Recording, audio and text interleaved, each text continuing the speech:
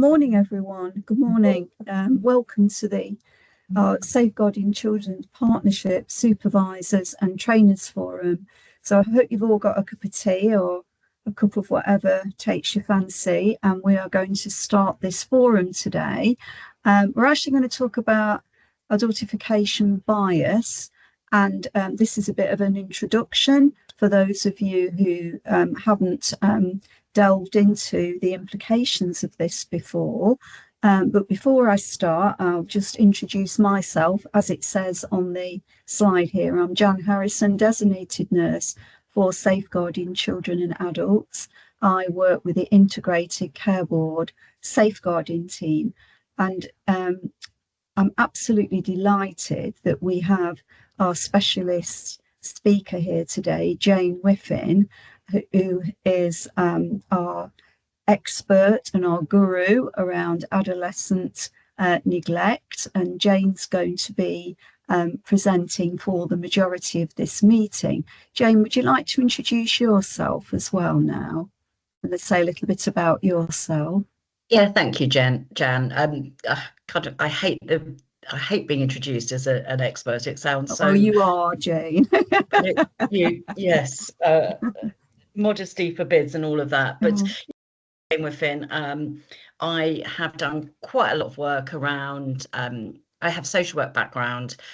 The main thing I do is local child safeguarding practice reviews. So actually, I have done a couple of reviews in Leicestershire over the years and in Leicester City, but across the country. And I guess child neglect and adolescent neglect are just constant themes in all the reviews that I do. And I also did do a bit of work for the Centre of Expertise on Child Sexual Abuse. And actually, Jan and Liz, I've done a couple of slides on child sexual abuse for today, just because I think there is an intersection that we'll come to talk about between sexual abuse, child neglect, and adultification. They're kind of how things are connected. So, and I've done some resources for people, some supervision frameworks, some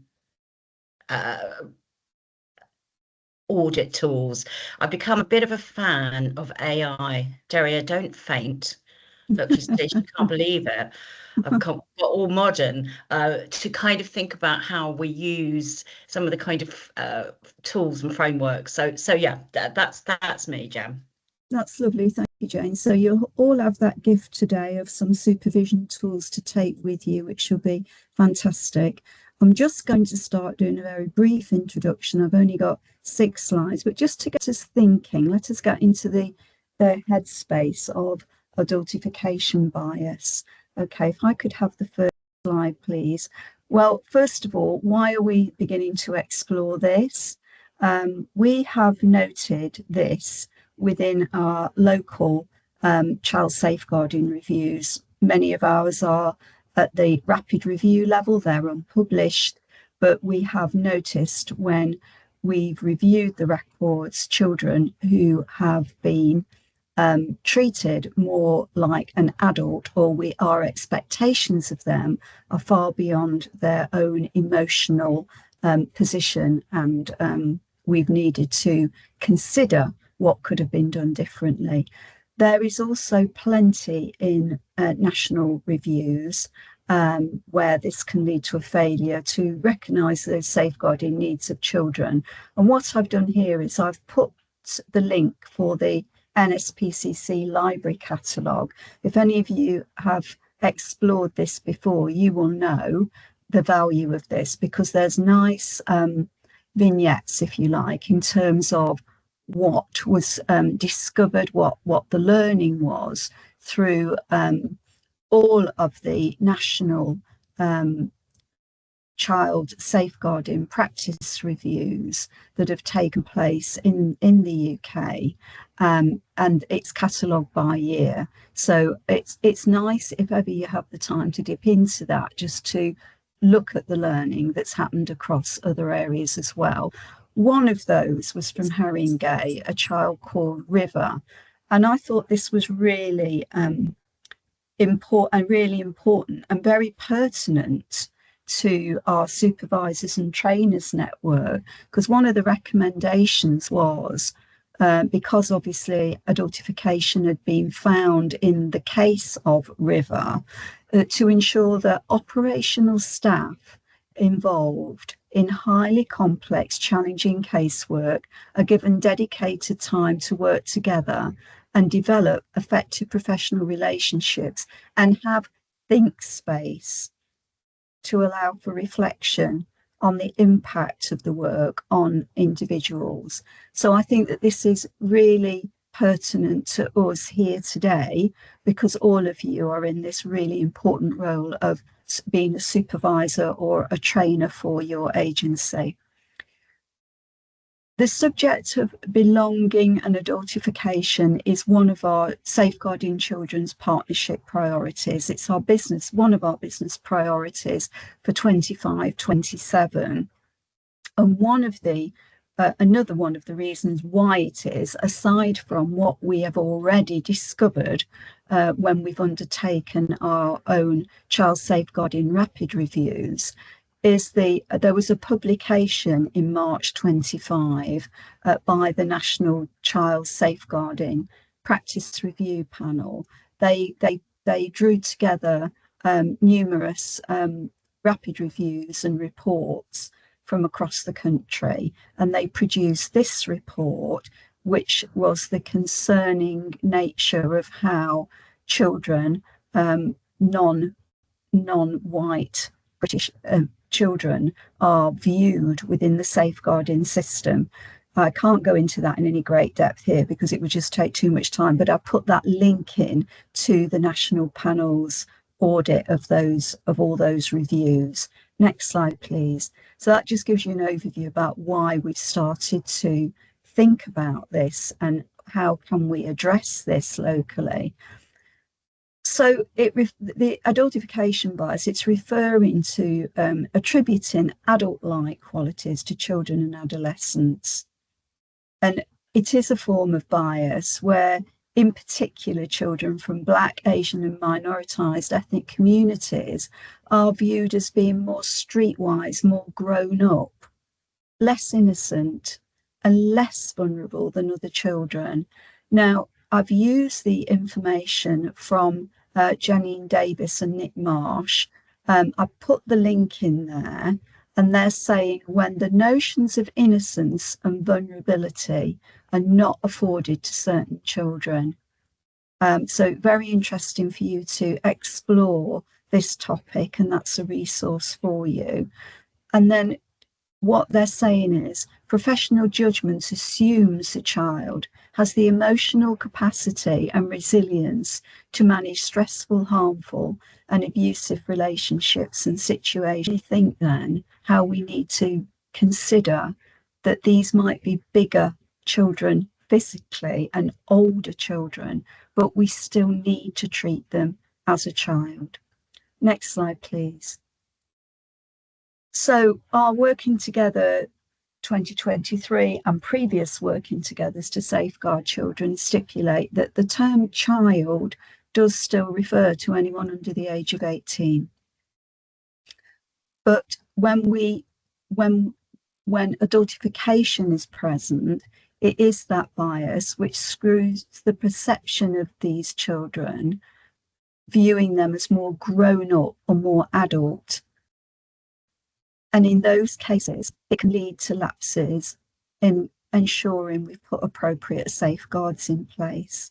And Davis and Marsh are saying it's exposing children and young people to adult-like emotions, experiences, responsibilities and themes, which can lead to the acceleration of their perceived levels of maturity, accountability and culpability. And as a result, the child's rights may be diminished. Okay, the next one. So if we just have a think a moment about the case, the types of scenarios that we would come across. Yes, you're quite right. Yes, Rebecca. Difficult to think about where the situations where we would come across a child where we may assume that they're coping and managing, but we put an older head on their shoulders. So we think about children who are young carers, young people who are living with domestic abuse and violence, where they are navigating very complex adult and emotional and physical abusive environments that are beyond their comprehension. So how are we really considering the impact that that is having upon those children? The lack of acknowledgement about some family backgrounds and the role of other adults in children's lives and how much they're exposed to crime in the communities they live in. The perpetuation of stereotypes and prejudices and racism, and professionals consciously or unconsciously viewing and interacting with the children and young people as being older and more mature than their chronological age and stages of development suggest. So how we interact with those children, and then how information is shared and recorded in young people's case files when communicating and sharing information in multi-agency settings. Although obviously this list isn't exhaustive, it's just something for us to begin to consider. The next slide, please. And then the impact. So adultification can contribute to physical harm because we're failing to consider and intervene to support their physical needs and safety. As we've said, it can contribute to emotional and psychological harm because we're not responding to the support needs that they require, depending upon their age and development. So we're not responding to that in an appropriate manner. And then when children and young people are adultified, it can impact safeguarding responses, resulting in criminal justice response being prioritised over welfare and safeguarding. And children can be unreasonably criminalised with long-lasting impact. Yeah, okay, thank you. I think I'm going to hand over to Jane. Let's just have a quick look at the chat. Yeah, I agree. And Jane is saying it's important to note the language here.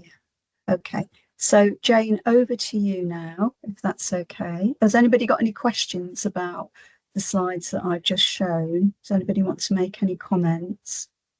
Please feel free. Okay, Jane, over to you then. Thank you. Yeah, I was pausing, Jan, just because I think it would be useful for people to use the chat, although you can't read it when you're talking. But actually, if you have people have thoughts or questions or comments, use the chat, and then we can look at it when we kind of get to the end. Obviously, there are too many of us to have like a complete ongoing conversation, but it would be nice to feel that. And this issue of language is something I'm going to cover quite a bit.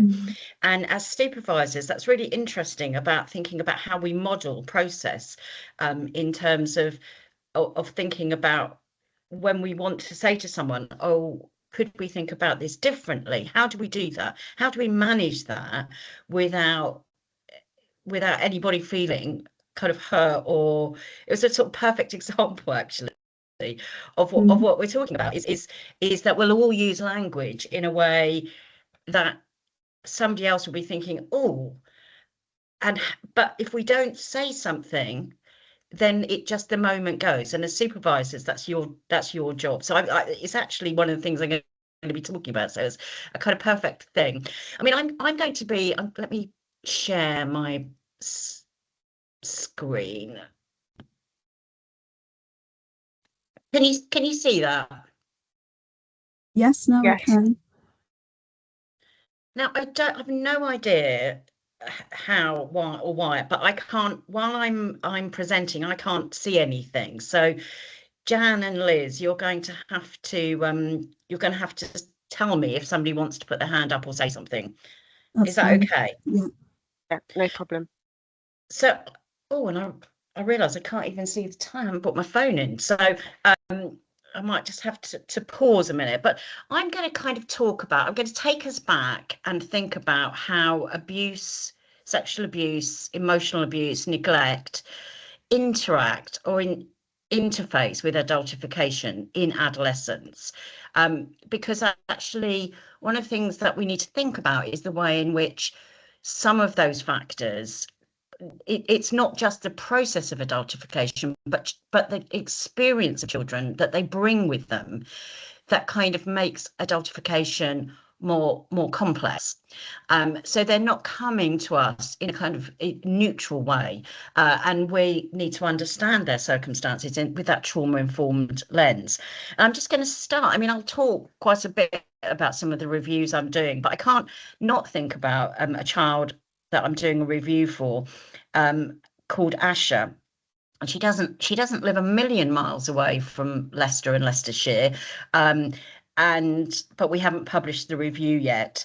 But Asha, actually at the age of 17, was feeling very sad and very, very lonely, and she decided to go to a bridge and kind of think carefully. And whilst there, she tried to jump off several times, was stopped, but eventually was able to, did jump, and she sustained kind of injuries that she's recovering from, so she's doing well. But if we look back at her background, she lived in a household where her mum had come to this country on her own, had an arranged marriage, which her family believed to be with someone who was of good standing, but was someone who actually had serious and mental health problems.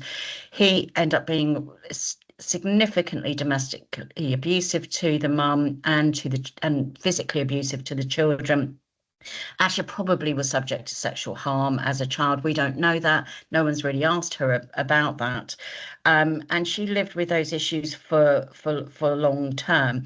And when she hit adolescence, she kind of really struggled and found school quite difficult. And actually, she left school at 16 and went into an apprenticeship. And all at the same time, she was sexually abused by her manager in the apprenticeship situation.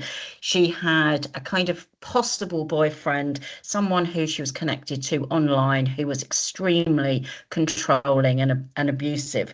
And this is the kind of context for her kind of feelings of depression, and led to a lot of family tensions, both in terms of, was she wearing traditional dress at the right time?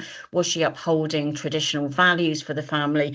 And a huge couple of arguments came about, and a kind of family tensions, and an argument where her sister called her a slut.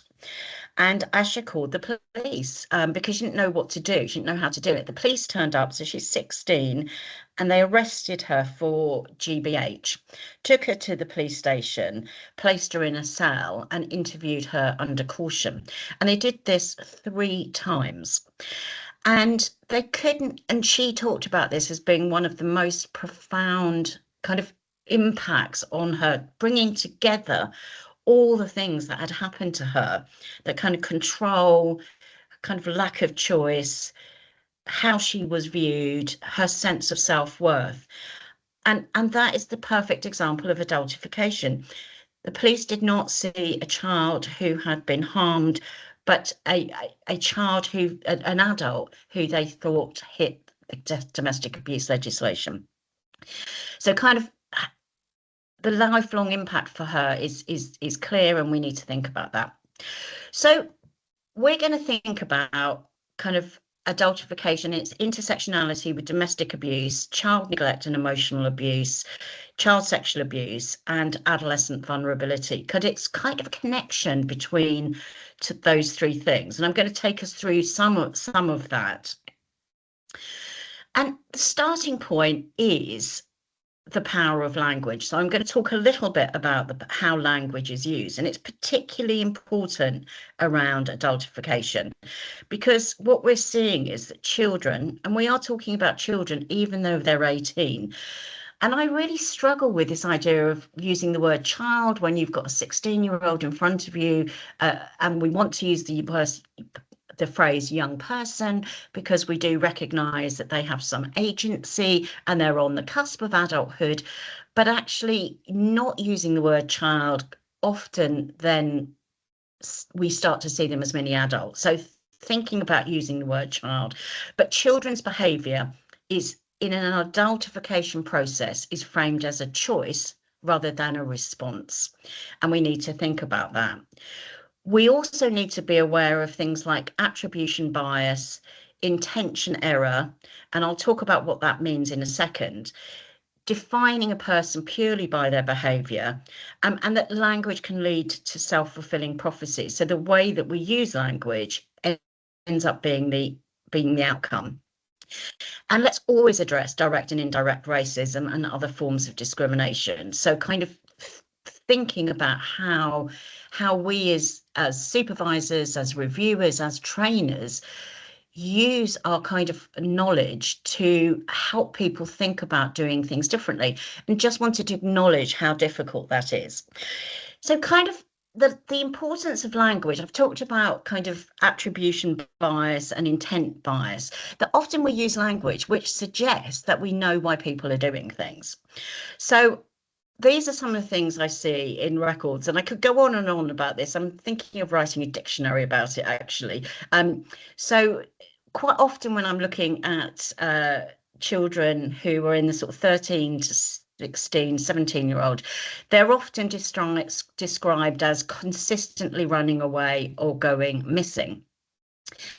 And that does make it just seem like they're making a choice to leave.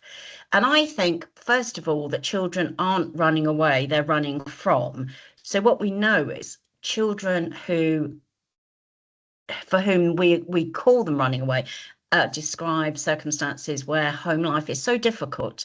I'm doing a couple of reviews at the moment for children who they were running to scary situations, but those situations looked less scary than home did. So they weren't running away, they were running from. And when we talk about going missing, they're not going missing. They're wanting to go and be with their friends. So one of the young people in this review just said to me the other day that they can't call each other and they say, shall we do a missing? They've taken on this word, and doing a missing means shall we get together? And she said, I felt I was safer with this group of friends than I was at home. So let's change the language of running away, running from. And it's not a free choice. One of my absolute most hated ones, and I'm doing a sexual abuse review at the moment where children are described as stealing food and other possession. That makes it an internal, so it's an attribution error. So it's making it somehow an internal characteristic of the child, and that she's doing something rather than thinking about why. So many children who have been sexually abused or harmed will talk about taking things. And partly that's because they're hungry, but also it has other reasons. We talk about children as he is an offender. Is that the only thing he is? Is that his identity? She's an alcoholic. I'm sending you an article by Carleen Furman where she said children are often described as known to services with all that implies, rather than did services and professionals know the child. Thinking about, often I see children being described as coming to school looking unkempt, dirty, smelly, as if they made a choice. They're coming to school uncared for. Let's get started on disguise compliance. Again, it kind of an attribution error. We think we know what people are, we know what people are doing where we don't. So kind of thinking about how we use language, and it's not what is wrong with you, it's what happened to you that we need to think about. And I'm just going to quickly say a few things. I've sent you this as well, which is a young woman in her sort of late 20s, early 30s. She works for the British Association of Social Work. She was a care experienced, and she has written an article. She's done it as an open letter to the social worker who wrote my case notes. But this could be any professional. This just happens to be. And she says, "Dear Tara, before I wrote this letter, I double-checked the spelling of your name just to make sure it was correct. I know how jarring it can be when the basics are not quite right. You misspelt my name almost 100 times in the case files you wrote about me while I was under your care. I received these last week after submitting a request. My name is Rebecca. It's a Hebrew spelling, and I'm quite fond of it. It may sound like a small detail to some, but to me it matters. It is the name I was given when I was born." And she then says, "I once corrected the spelling, as you can see in case note 1, but it never was changed in the system. Instead, a rather blunt note was written to say, this is the spelling of her name. According to her, for the records, I wasn't lying. This was just one of many examples where I was not believed." And finally, just another case note she gives, and you can read all of this yourself. And she notes in case note 3, the allegations she made against blah are complex. It appears they started experimenting at age 14 when he was 16, and that relationship has been ongoing. It is unclear about violence or coercion, unclear about consent. And she says, when I read that, it took more courage than you will ever know to disclose that a child known to my extended family who became an adult whilst I was still a minor abused me throughout childhood. If you believed I was experimenting or in a relationship, as you suggest, then your thinking isn't only flawed but dangerous. I was a child. I could not consent. I guess that's why I'm helping us to think about how we use language. And I suggest you kind of look at the work of Karen Treisman, who's absolutely amazing. And she says these kind of profound things, which is see a person differently and you see a different person, see a situation differently and you see a different situation. And her view is all behavior is communication. Children are telling us things, and attribution error and intent error mean that we can kind of conclude what that means without reflection and without asking them what it was that they were trying to tell us. So let's kind of think first of all about child sexual abuse. Now I know that Jan and Liz did a session on this, so it's going to be a very, very quick reminder, but just to think about why children who've been sexually abused might kind of come to us with kind of issues of trust, issues of uncertainty, and thinking about how we think carefully about their needs and how adultification bias comes about. So you'll have to forgive me. The stats here are a little bit changed, but I couldn't quite get the infographics. But what we know is more than 1 in 10 children has been sexually abused by the age of 16. And this is much higher for girls than for boys. And again, we have to think about, do we think differently about girls' needs or boys' needs? Do we understand intent and attribution differently for boys? Why can't boys tell us they've been sexually abused? Why don't we notice that boys are being sexually abused? And where does adultification come into that? Is something for us to think about. I think it's really important for us to think about the age of victims around child sexual abuse, because actually it starts at a very young age. So we often thinking about it kind of starting in kind of middle years or early adolescence, but actually many children have 1 in 3 reported that started abuse before the age of 9. So children are bringing a long-term impact of child sexual abuse to their experiences, and we need to think about that. We know that the likelihood of experiencing child sexual abuse does not vary significantly with any ethnic group.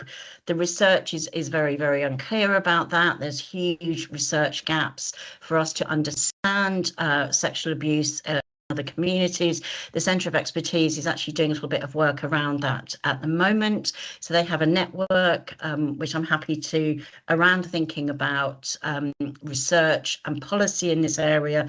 And actually they're doing a big bit of work around language, because what we know is some minority ethnic groups face many barriers to reporting abuse, and that's both about institutional racism in services, the way that children and families are seen, but also the impact of community and culture. How does that prevent children from coming forward? And actually, at a more basic level, how does language support that? So for so many community ethnic languages, there aren't words for sexual abuse, there aren't words for rape or sexual assault. And actually the Centre of Expertise is doing some work about putting language and creating words so that children and families for whom English is their second language have a language they can use. What we know is that far more children are being sexually abused than services identify. So this is what's called the iceberg. This is 2022-23. The latest data is even more depressing than this, that we aren't meeting the needs of children. 500,000 across the country is estimated to be sexually abused every year. But gradually, only 105 sexual abuse offences recorded by the police. Only 50,000 of those children are assessed at risk of sexual abuse, and only 2,300 of those children on child protection plan. So children are not being identified and seen, and this is your own iceberg. Jan may have shared this with you when you met before, but there is the Data Insights Hub at the Centre for Expertise, and for Leicestershire you have 17 children on a child protection plan for child sexual abuse, 343 children assessed at risk. But the estimation is, based on national data, is that around 6,300 children are estimated to be at risk of child sexual abuse.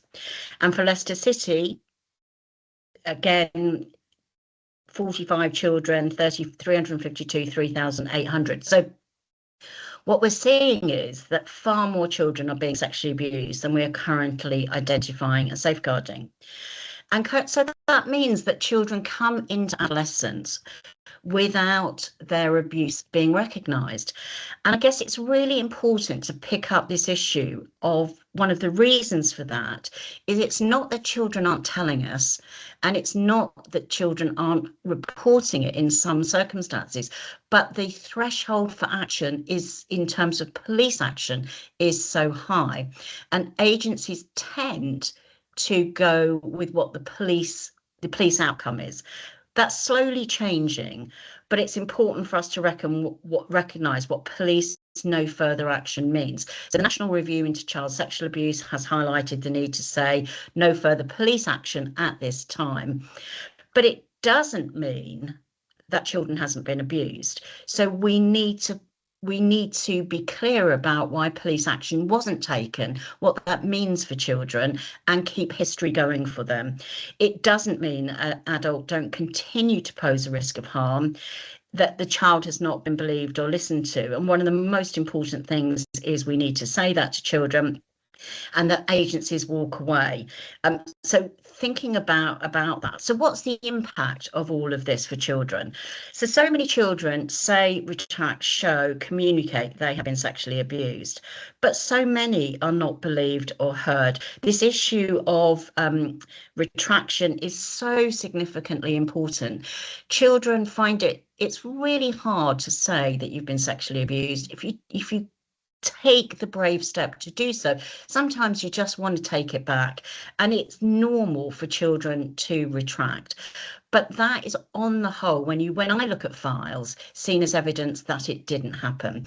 And actually the likelihood of children making false allegations of child sexual abuse are minuscule. It's largely unheard of. We need to take it seriously. And what children are saying to us, that they're not believed or they're not heard. And I've just finished a review for a London borough where a child spoke about being sexually abused by her brother. He denied the allegations. The police interviewed and felt that her account was not credible. And that's partly because of her long-term experience of being neglected as a child, and she was much younger for her age. That wasn't taken account. She had special educational needs. That wasn't taken account. And actually, they felt her account was confused, and actually she was just traumatized. And so they decided to take no further action, and the local authority decided that meant she had not been sexually abused. And she constantly asked people, do you believe me? And they didn't feel able to say yes. Now, what we know is from the evidence that being believed and heard is the biggest part of the road to healing. And we have to be clear with children that when they tell us they've been sexually abused, that we communicate that we've heard them, we've understood, and that we do believe them. We believe something has happened to them, and it's often not clear what. And that's the same using the word allegation. At the Centre of Expertise, we don't use that phrase because it just sounds like it's a kind of uncertain. We say children have told. So because of all of that, history gets lost. And we have to think about, therefore, what's the impact for children not being believed, not being heard, and not being identified. And there's quite a lot of work done about, and this is in kind of in the 80s. So we haven't done a lot of work around how sexual abuse traumatizes children. So we know the impact. There's a very good summary on the Centre of Expertise, but actually Finkelhall did this work about things like traumatic sexualization, that the experience of developmental inappropriate sexual behaviors, children can't process it at the time, and this may lead to confusion when they start to develop an understanding of their own sexuality and own sexual feelings. Children have feelings of powerlessness, stigmatization. There's an internalization of shame and self-blame, and actually children often say that others can tell by looking at you, and they feel they're marked out in some way. A deep sense of betrayal. Someone you trusted and loved has abused you. How do you trust other people? A sense of secrecy, that you've been encouraged to keep secrets by adults, which is not very ordinary or usual. And it leads to developmental confusion and children not really understanding how the world really works. Messages given at school are somewhat different to messages given at home, messages given by the adult who've harmed you. And how do you make sense of that? So actually we need to kind of think about that when we're trying to think about adolescent behavior and how we understand it. And these are all the things that children feel. They feel they have some internal issues, and this leads to kind of feelings of guilt, shame, self-hatred, self-punishing feelings, thoughts and behaviours, and deserving of abuse. And when language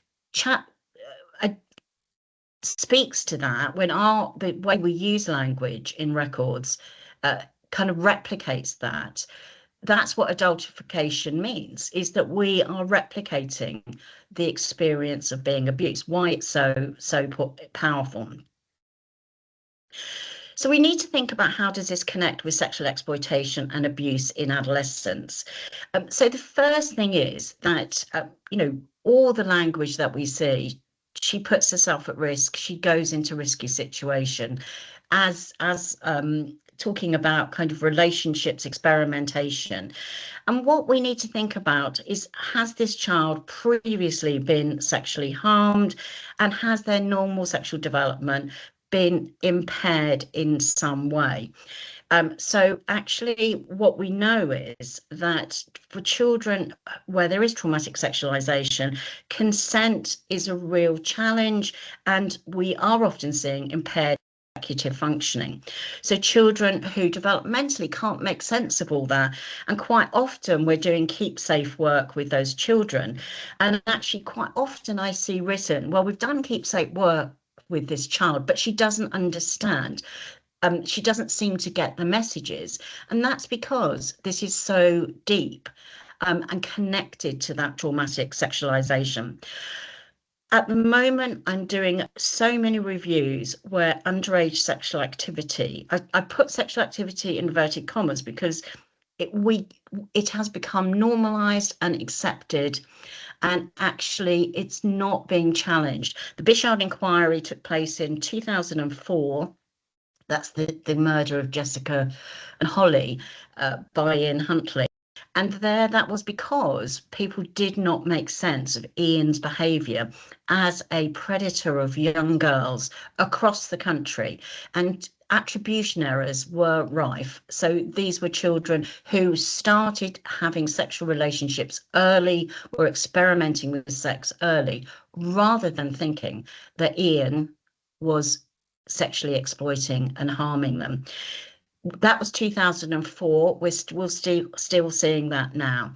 So how does that link to both girls and how we view them, and then boys who bring often harmful sexual behaviours into schools, into environments?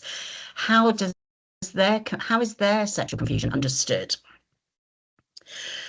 So I'm going to move on to talk about adolescent neglect and to kind of think about, we don't really know whether adolescent neglect is a kind of very long-term thing. So for some children, it's a lifelong issue. They've been experiencing neglect by their parents throughout their childhood, and we're seeing cumulative harm. But it's easy to forget the impact of the past. For some children, we know that kind of it is the onset of adolescence, which kind of starts to lead to parents falling out of love with their children, and struggling to cope with an older child and all the stuff that adolescents bring. So for some children, we can see the history, we need to make sense of it. And for others, it's kind of a recent onset. It doesn't seem to matter. The seriousness of it is quite clear. And children who are adolescent need enhanced parenting. They need parents to demonstrate love and care, to do things differently. And again, the data is quite clear that we have a large number of children who've experienced neglect in their childhood, and 9% of young adults report being severely neglected by their parents or guardians. So this is a kind of serious issue. I haven't put the data for Leicester or Leicestershire. It's not so easy accessible as the data hub from the Centre of Expertise, but we know it's the most common reason for child protection action, early help, child in need plans. We know there are so many children experiencing neglect, and bringing that experience into their adolescence and bringing that into trying to negotiate the world as an adolescent who has not necessarily been cared for or loved. And I think it's really important to think about what children say neglect is. So Bridget Daniels did a little bit of work in 2014, where she said that where children said these things, and it's again 12 years ago, but they say that it's not enough love, parents having no interest in me, being hungry all the time, having to always be there for my siblings. You end up doing your parents' job, you're not so good at it, it feels like failure. It's one thing to say they love you, but they have to show it. Love is a doing word, and it's like you do not matter. And I kind of want us to feel the kind of emotional connection with that this isn't just about the physical care that children experience. It's how they're made to feel about themselves, who they are. It becomes an internal aspect. And quite often when I read records, I'm kind of have a long-term reading assessments and chronologies of kind of children's lives where their needs have not been met. But quite often at the end of it, someone will have written, there is no doubt these parents love their children. And actually, I actually do have some doubts about that. And actually what we mean, I think, is we think these parents might want to love their children but are struggling. But most importantly is the question about, do these children, given the circumstances, do they feel loved and cared for? That's the question. And I did this presentation recently, last Monday, with, so I'm just going to, sun really is shining, with Jenny Malloy, Hackney's Child. And she connected really to this because she said in her files when she went to get them, she spoke of her life being hideous. And yet in the files, it says the parents loved her. And yet she was living in a house where her mum was being forced into prostitution for drugs and alcohol by her father. And she was in the same bedroom. She was witnessing all this harm. And she said it made it, for her, a mixed message about what does actually loving someone, what does love actually mean. So let's be careful and cautious about making sure children understand that. So our starting point is that we think that children have rights, and let's lose the good enough narrative. So again, we see language being used where the parenting is good enough. I saw something the other day where children's needs were consistently not being met, and someone had recorded the parents are doing their best, as if that's all these children could expect. Again, what's the message to them internally? How have they understood that message? Parents, of course, have responsibilities, and the Children Act makes clear what that is. And all the things that we're going to talk about: love, care, physical care, housing, education, health needs, supervision, all those things. Children Act makes that, outlines that. So parents do have responsibilities, and let's be clear about that, but they also deserve empathy and respect. So children and adolescents want us to be modelling that with their parents, and our job is to provide support and understanding. And I think the conundrum of child neglect and why it's so impactful in adolescence is that child neglect left unaddressed does not go away. It just gets slowly but surely worse. And I think, I've been doing work, Jan called me an expert in this, been doing work around child neglect for 20 years. And I think this is I sometimes think, is this my most profound statement? Is this as kind of simple as it gets? That neglect left unaddressed does not go away. It just gets surely worse. But actually, that's the reality. So children go through ups and downs of services, in and out, child in need, step down to early help not accepted, closed, back up again. I call it the snakes and ladders. And while that system process is going on, children's needs are not being met. So if we don't provide services and we don't see change, then the neglect of children continues and unhelpful parental patterns develop. Children's needs don't get met, and they struggle to regulate their emotions and behaviours because they haven't been taught how to do that. And then parents start to perceive their children as unmanageable or unparentable. It's your fault, not mine. And that's where we start to get that kind of internalization of there's something wrong with me.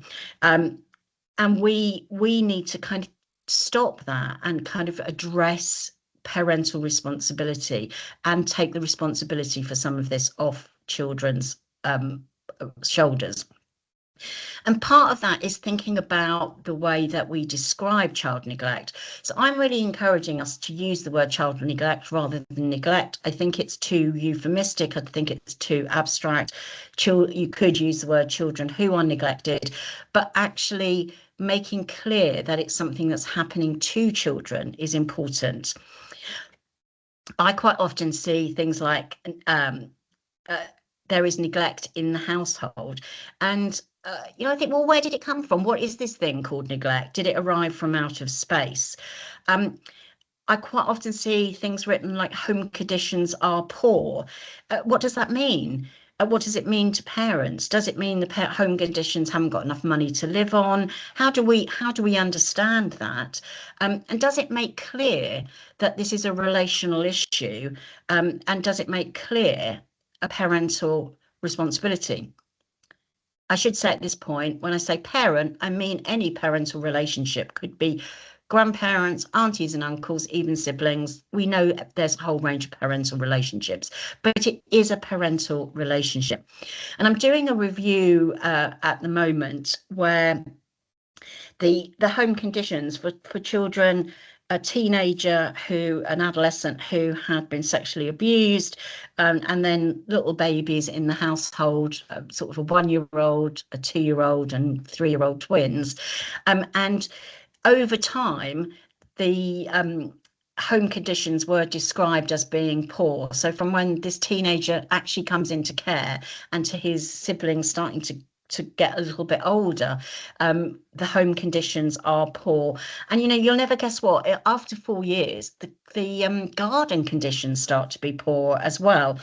And in my kind of strange sense of humor, thinking about language, I'm thinking, well, did the home have a little discussion with the garden to say, well, like the homes, we're poor conditions, so perhaps the garden ought to be as well. It seems like it's the home rather than the adults within the home that are held responsible.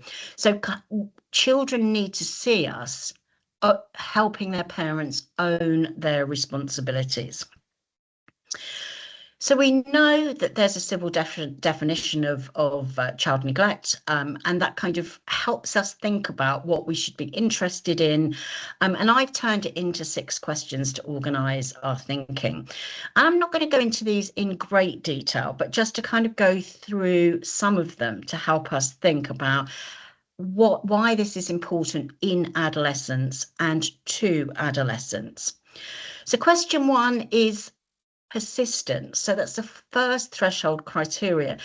And that's here in recognition that cumulative harm is important. So the adolescent that you see in front of you may have experienced very, very long-term child neglect that seeped into their very soul, or the persistence is about the sharp shock of it happening when adolescence hits. So we need to think about, what does this actually mean for the child? But actually, slightly weirdly, persistence has come to mean it's meant to help us understand cumulative harm and think about the kind of children's experiences of life, their lived experience over time. But it's actually come to mean that we can't do anything because it's not been going on for long enough, and it's become something of a quasi-legal issue. So one of the things that people will say in a threshold conversation is, how long has the neglect been going on for? As if that has been defined. Well, first of all, how long links to age and stage of development. So babies, their needs are complex, and adolescents, their needs are complex. So it doesn't matter whether it's been going on a year, 5 years, 10 years. Actually, how does it impact on the parenting needs they have at the moment? And if we aren't naming child neglect early and we're not willing to record it, then actually, when did history start? So actually, we have, for most children, we have often a very inaccurate picture of their lives. And I suppose I have the privilege, through doing reviews, of actually witnessing the kind of long-term history for many children, of kind of for how long people were worried about the same things, and what does that mean for the child at age 14 or 15. It's really important that we just think about the type of neglect that children experience. So that kind of, we're talking about physical care, health, safety and supervision, love, care, stimulation and education. And if all 5 areas are impacted, then we've got global neglect. So what is it like to grow up into adolescence where your physical care needs haven't been met? Does that mean that you don't know how to meet your own physical care needs? How have your health needs been met? If they haven't been met throughout your childhood, haven't been prioritized. How do you do that as an adolescent?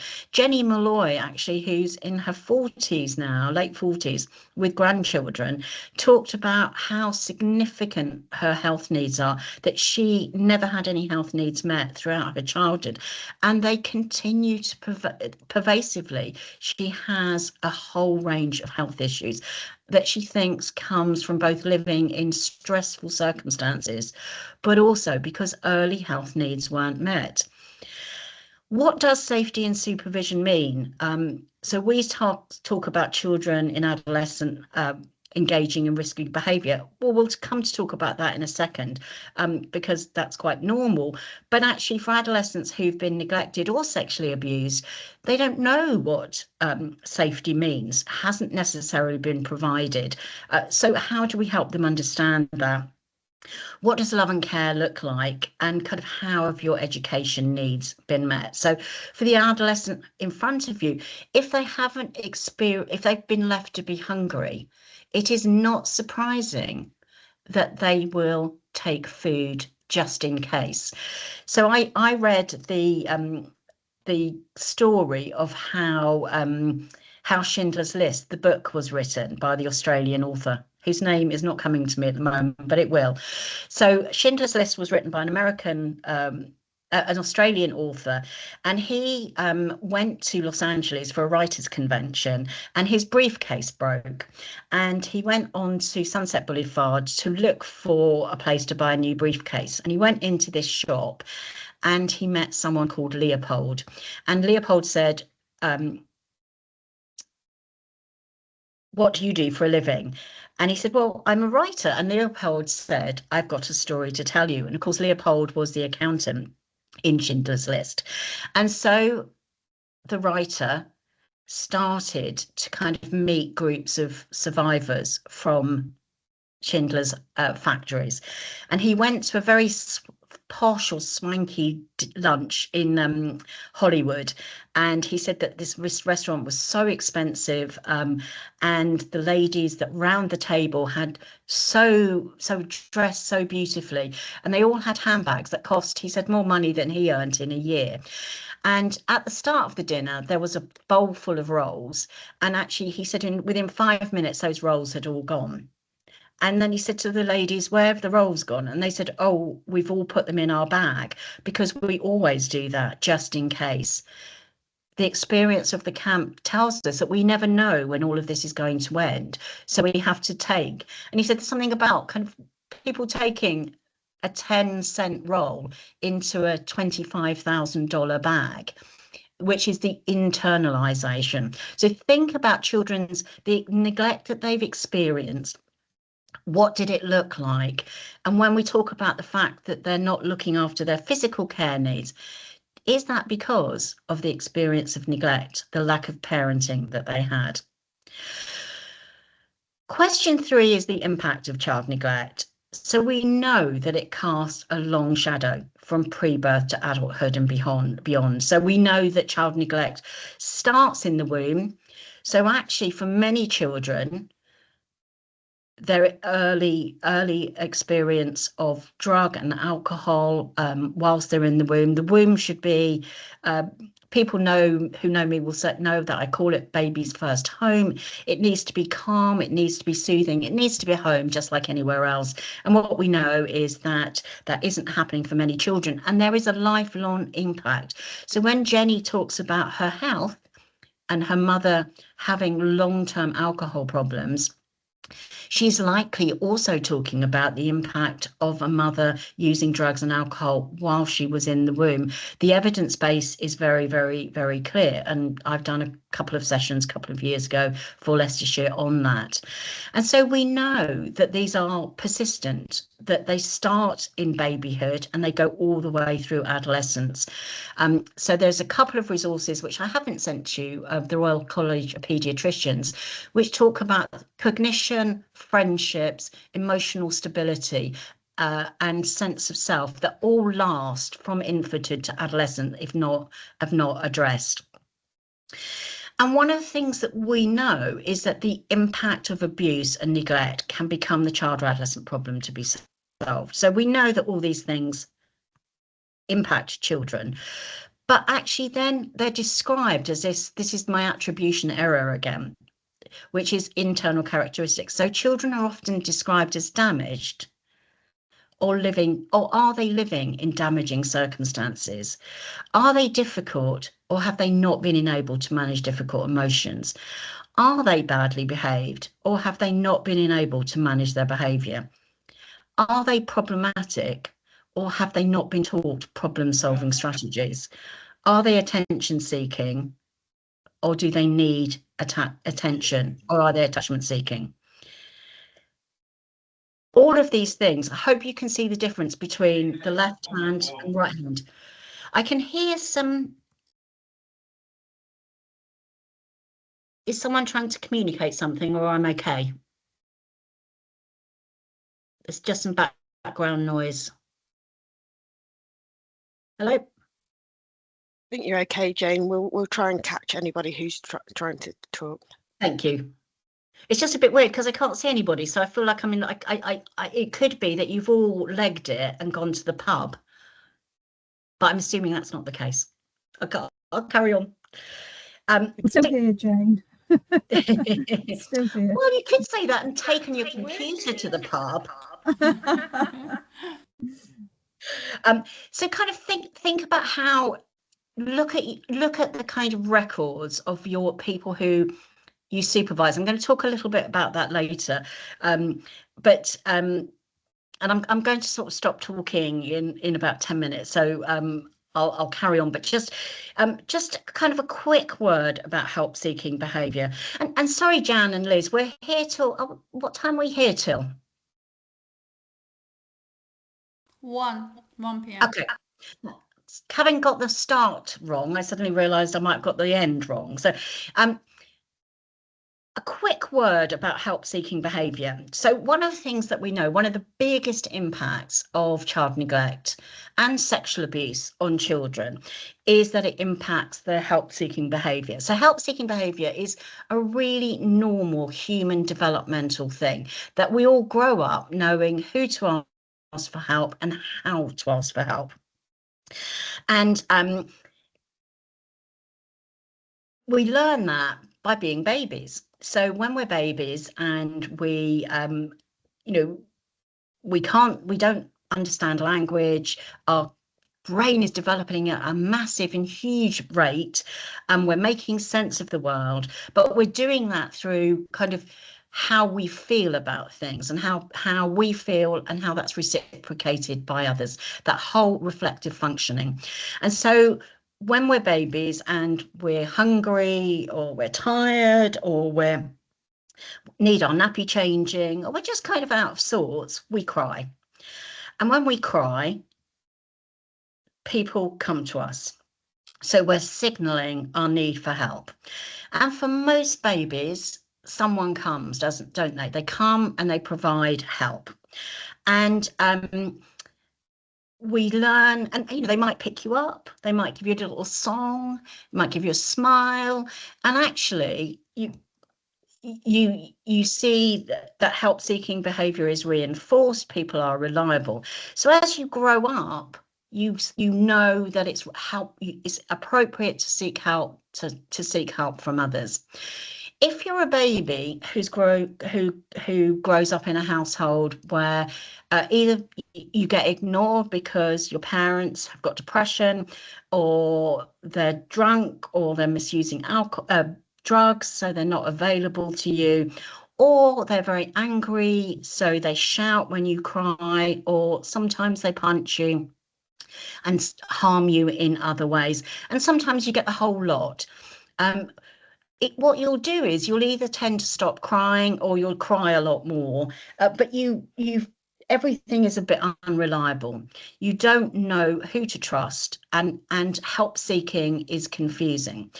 It's a really massive problem for us as professionals, because actually what we want children to do is seek help from us.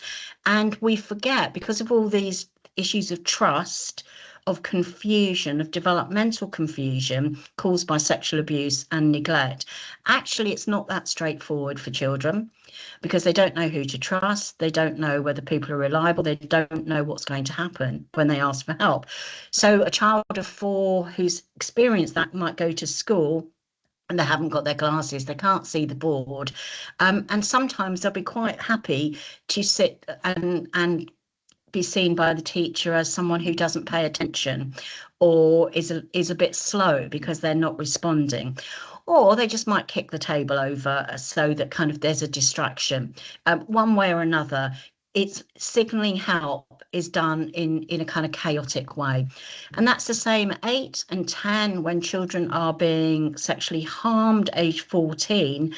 Who is the person that you can ask for help? So our job, we are going to, and I guess just to say that adolescents seek help in a completely different way. And we are going to be help-seeking behaviour champions. So that's what I'm going to encourage us to do, is to reinforce and promote help-seeking behaviour in children. And the reason I say that is because I so often do reviews so I did a review where a child went to school. She was age 7, and she said to her teaching assistant, "My dad punched me so hard in the face that it made me cry. And my grandma saw it and she did nothing about it." So the teaching assistant did the right thing, very supportive. She spoke to the teacher spoke to the designated safeguarding lead spoke to the social worker spoke to the police. So we had our procedural ducks in a row. So the social worker goes and speaks to the little girl and she says, yes, this happened. Speaks to dad. Dad said she's making it up. She always lies about things. She's always telling tales and stories. We did have a bit of a row, but I never punched her. Granny said I didn't see it. Granny was quite a reliable figure in this situation. She said genuinely, if I'd seen it, I would have done something about it. The police come and interview her, and they interview dad, and they decide that she's too young for there to be anything happen. So they do their great thing of no further action, reduced to NFA actually. And the social worker says to the child, not able to do anything, hasn't met the threshold. And we've got to think about how does that feel for the child, and how does that impact on their help-seeking behaviour? Would you as a child do that again, take the risk? I think probably not. And actually, what we missed was, the first thing is that children they come to ask for help. They're not thinking, I wonder if I'll get a child protection plan or a child in need plan at this moment. Then it's more simple than that. So one of the things we always need to ask children is, what's the help that you were looking for? What do you want to do there? And we need to preserve help-seeking behaviour, because children say to us that they're fed up of talking about things and no action being taken. So in order to do that, we can do 3 things. So the first, they've got 3 things: action, consequence, repair. So the first thing is, children want to know what we can do, not what we can't do. So for my little 7-year-old, actually, there's lots that could have happened.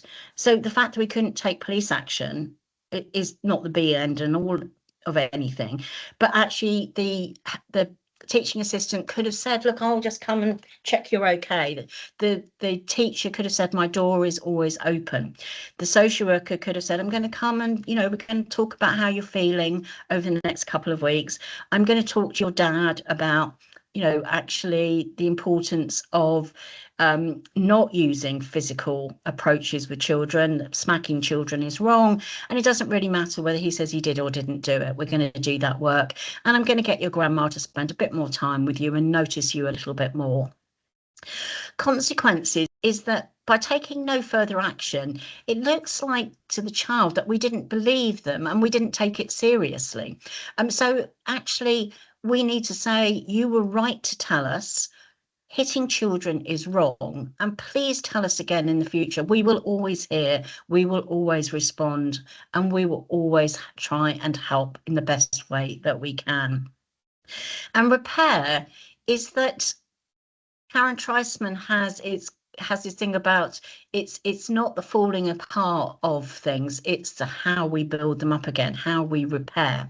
So none of us are perfect parents, and we all make mistakes, but actually it's that we then say sorry. So I always think about my children who are now adults, and you know, when they were younger, I was doing reviews and I was always a bit late or behind with things, and they'd come home from school and want some help with something.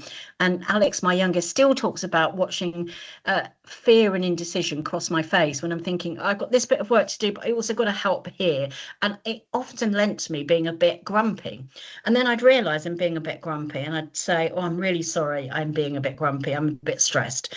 So for children who seek our help by telling us something's happened to them, they need somebody to say, I'm sorry. Ideally, that would be parents or parent figures, but it can be us as well. So are the people you're supervising going back to children and not kind of focusing just on thresholds and whether thresholds did or didn't get met, but actually how we preserve help-seeking behaviour in children, how we leave them feeling okay about the seeking of help, and how somebody has said sorry. And that's in a way where adultification comes back in again, because actually children here, they're seeking help. So do we see that as seeking help rather than seeing an adult? Question 4 around child neglect is about kind of causal factors. And this is kind of quite important for us to make sense of, because it again helps us understand the child before us. So what we know is that some reasons that children are neglected is because of their parents' own past experiences. They've had negative parenting, been sexually abused or neglected in childhood. And it's really important that we're surfacing that, understanding it. And actually, children need to also understand that, because on the whole, most children think this to do with them rather than to do with their parents. For many children, we're talking about domestic abuse, learning disability, mental health, parental problematic, substance misuse. So thinking about how we support parents, but thinking about the impact on children. For some children, for some parents, it's social exclusion and low social capital. And that's not just about poverty, but actually it's about having no support mechanisms, lack of friendship, family. And actually, how do we help people have community? Takes a village to raise a child. How do we create that village? But the one I want us to focus on is, for some children, the reason that they're neglected, and sometimes the reason they're emotionally abused and sexually abused, is because of the meaning of them. And we don't really know why that happens. But if you think, we have got so many examples of that. We've got Daniel Pelker. We've got most recently Sarah Sharif, the little girl who died, was murdered by her father. And there was something about these children that invoke something in parents. And that's in a way the thing that we need to recognise in terms of the adolescent in front of us, that actually if they've been made to feel that they're being neglected because of who they are, then actually that kind of impacts on how they present to us and how we understand them. And kind of that links quite neatly to kind of things like the difference between omission and commission. So the meaning of the child is kind of something has happened to make the child significant. So it's got nothing to do with any of these other experiences, but children who remind a parent of rape, a disability that's not accepted, falling out of love with the child. And actually, I think adolescents invoke something in parents who themselves have struggled. And actually, we need to think about that being an internal rather than external characteristic, how we respond, the blaming of children. So omission versus commission is really, really important for adolescents, because actually what we know is that most neglect of children is an act of omission. So parent figures don't wake up in the morning thinking, I'm going to harm my child. And what's really difficult is that an act of omission is harmful, but it's not often intentional. And so our job is to kind of really think about how we support parents to do things differently, to think about kind of change. But some neglect is an act of commission. It's quite deliberate, it's quite targeted at the child, and it's that kind of the meaning of the child, that the child is neglected because of who they are. And it's really, commission is holding the child responsible for the quality of care that they receive. I call it a kind of psychological trick, the catch-22. Just imagine what it's like to be a child who doesn't receive the love and care that they need, and that you're constantly blamed for it. There's something about him, he's the problem, I can't manage. And I'm going to give you a couple of examples just to kind of to give you a sense of it. So the first example is that I did a review for a mum who grew up in care. She was care experienced in Scotland. She came to London. She had 4 children, and the health visitor was worried about her drug and alcohol use. And the mum said, look, I grew up in care. I had a really difficult life. I deserve a bit of fun, don't I? That's an act of omission. So the first thing is, she owns it. She uses the word I. She tells you what the problem is. I use alcohol and drugs to kind of escape, to have a bit of fun. So there is a possibility of creating change. Might be more complex than that, but that's an act of omission. She's holding herself responsible. She's not holding her children responsible. If she had said, my children are so monstrous that I have to go out and have a drink at night, and if you had to look after my children, you would too. That's an act of commission. That's holding children responsible for your behaviour. And in that situation, it's the children who will have to change before the adult behaviour changes. And it's our job to notice commission and how that impacts on children in front of us. That kind of link to adultification, because acts of commission bring children who grow up thinking they're the problem. It's not what happened to them, it's what's wrong with them. That's the issue. And recording often reinforces that. I did a review again for a 2-year-old and a 5-year-old. They lived in horrendous circumstances, 10 puppies in a playpen, and dog feces all over the place, and upstairs was their bedroom. And the workers who were in the home to kind of do an assessment, family support worker, health visitor, went upstairs, and their bed was in pieces on the floor. There were bin bags all over the room, and the children were sleeping on a rag. And when the parents were asked, how did this happen? What they said was, the children did it. Now, I think, I keep thinking over the years, it must have taken them quite a long time to get those bin bags up those stairs, so it didn't make any sense. But it was blaming children for what happened. And in that situation, what happened, what the professionals did was they got a skip, they cleared the house out, they helped people, they got new beds, got new bedding, painted, all of that, reinforced that sense of commission, that we're helping you because your children are so awful. And of course, it's just going to happen again, because we haven't got to the root cause, and we haven't recognized the blaming of children. And final thing is, think about when you've changed a baby's nappy. We're all on the call have changed a baby's nappy at one time or another. And when we change a baby's nappy, they've had a wee, you put the new nappy on, and the first thing they often do straight away is have another wee. And all of us will have at one time or another thought, oh, you did that on purpose. And then we get a grip. So we think, maybe it's just me. And you just think, well, Jane, don't be silly. Babies don't aren't able to do that. So we all have attribution bias. We all think about why people did things, and hold the other person responsible rather than recognizing our own feelings. So think about mission and commission, and our job is to change it. So I've got a zero tolerance about recording horrible things that parents say about their children.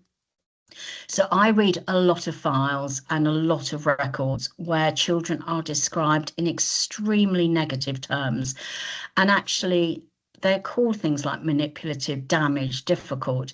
They need to be in inverted commas, and we need to think about the meaning. So actually, just because a parent has said it doesn't mean it's a truth, but actually it becomes a truth. And there'll be those children who come back and look at those records and try and understand what we understood about them, how we viewed them, and how we saw them differently. And of course, kind of, we need to think about what is neglect driving or enabling. So actually, child neglect leads to sexual abuse and sexual exploitation. If you've got children who are being severely neglected at home, they are running from that child neglect. If they are experiencing adult parties where parents are drinking, adults are coming in and out of the home, they're at risk of sexual abuse, they're at risk of preventable accidents, they're at risk of physical abuse, and they're at risk of emotional abuse. Jenny Malloy, Hackney's Child, spoke so movingly about all of these issues, about at the core her needs were being neglected, but it led to so many other forms of harm. And when she got to adolescence, she was trying to think about, who am I? What's my sense of self?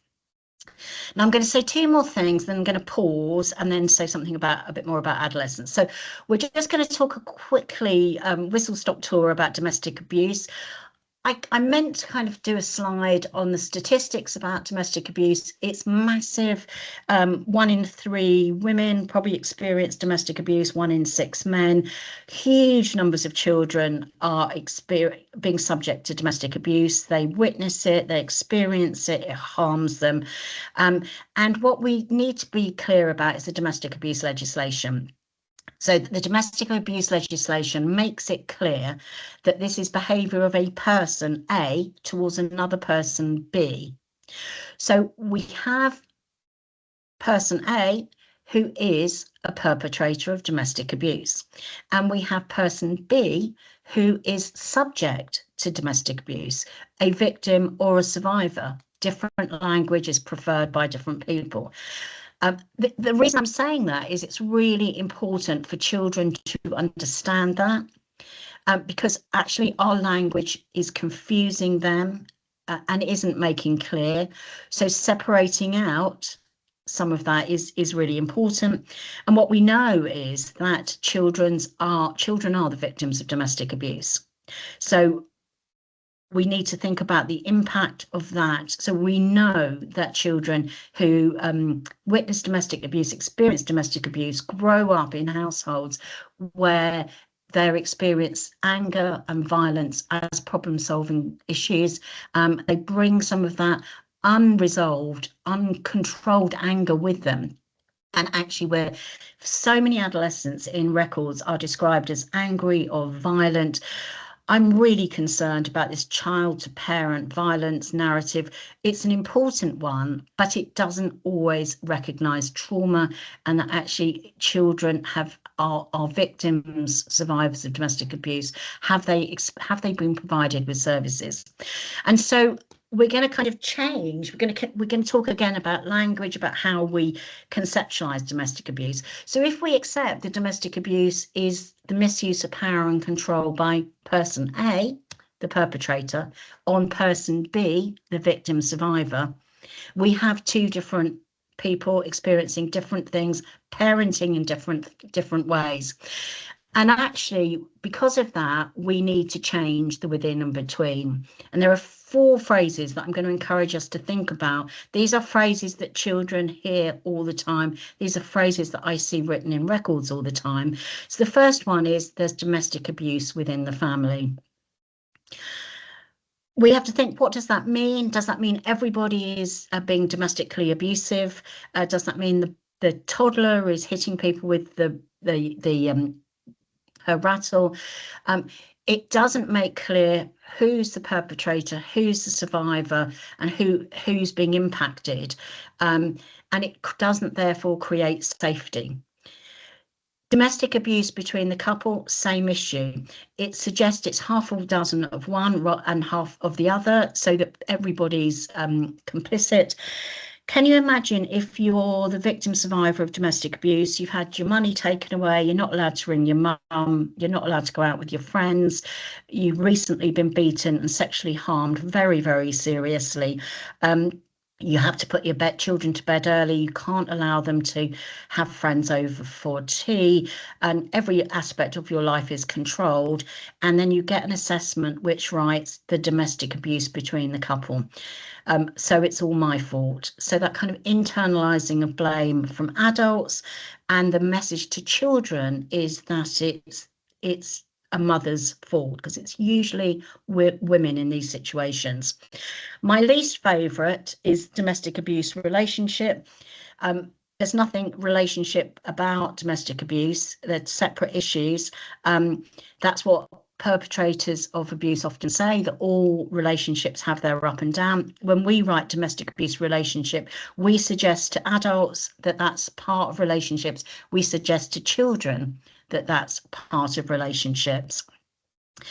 And this failure to protect. So quite often, I did a review where a mum, but we should have had massive concerns around her parenting, but she was subject to domestic abuse by her partner, who kind of moved between 2 different families.